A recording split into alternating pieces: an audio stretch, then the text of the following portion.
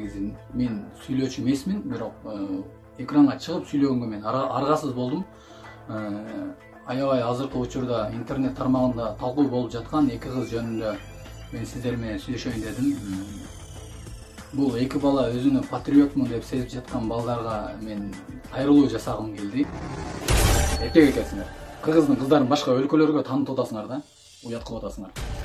Бирдеме кылардын алдын ойлонсоңор кичине. Силер эч качан патриот эмессиңер. Мен номерим бул жерде болот. Мен номериме чал, мен сен менен лично өзүм сүйлөшөм, мен сен менен, түшүндүңбү? Мен сен менен эркекче сүйлөшөм да. Мага чал.